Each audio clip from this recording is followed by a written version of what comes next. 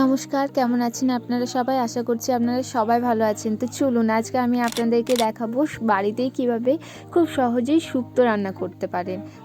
একদম অল্প ঝামেলা ছাড়াই কয়েকটা সবজি বাড়িতে থাকলেই হলো, বেশি কিছু একদমই দরকার নেই।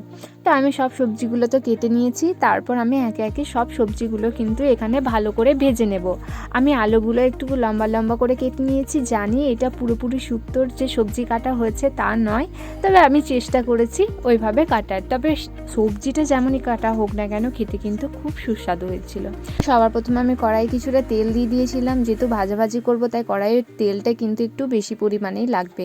তো সবার প্রথমে আমি ভেজে নিয়েছিলাম লাল আলু এবং আলু, তারপর দিয়ে দিয়েছিলাম মূলো, বিট গাজর আর কলাইশুঁটি।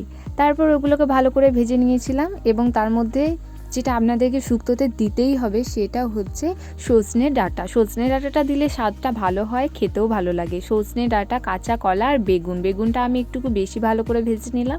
তারপর সব কিছু আমার সবজি ভাজাভুজি হয়ে গেছে। এরপর আমি দিয়ে দিলাম বড়িগুলো, আর বড়িগুলো একটু লাল লাল করে কিন্তু ভেজে নিতে হবে, না হলে কিন্তু তেলের যে গন্ধটা সেটা থেকেই যাবে।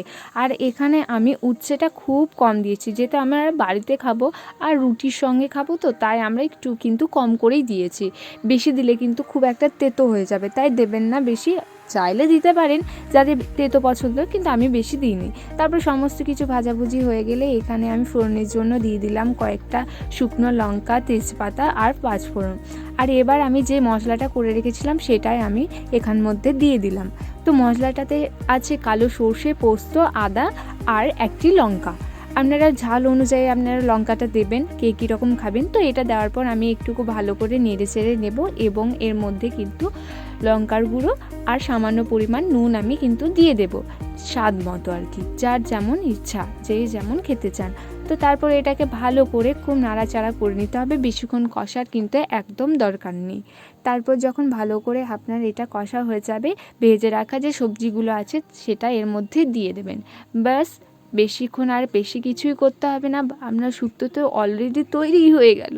এরপর একটুকু নেড়ে চেড়ে নিন, পুরো শুক্তোর যে সবজিটা রয়েছে তার মধ্যে এই মশলাটা ভালো করে মাখিয়ে নিন, বাস তাহলেই হবে। কারণ এটা তো আগে থেকে আপনি ভেজে রেখেছেন সবজিটা, তাই বেশিক্ষণ কষার দরকার নেই।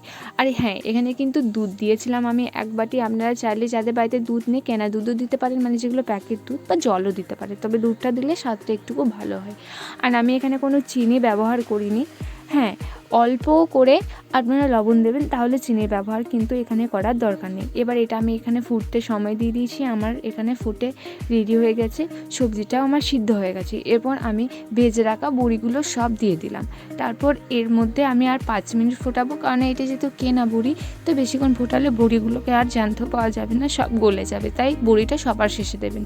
আমার শুক্তো এখানে কিন্তু কমপ্লিট। এই যে আমি নিয়ে নিচ্ছি, আর কিছুক্ষণ পরই আমি খেতেও শুরু করে দেবো। তো কেমন লাগলো রেসিপিটা অবশ্যই বলবেন, আর আপনারা কে কীভাবে করেন শুক্তো সেটাও আমাকে কিন্তু জানাবেন। আর হ্যাঁ, এখানে যদি একটু ঘি পড়তো আরও ভালো লাগতো। তো কেমন লাগলো ভিডিওটা অবশ্যই বলবেন, বাড়িতে কিন্তু অবশ্যই করবেন। তো চলুন আজকের মতো এখানেই, টাটা।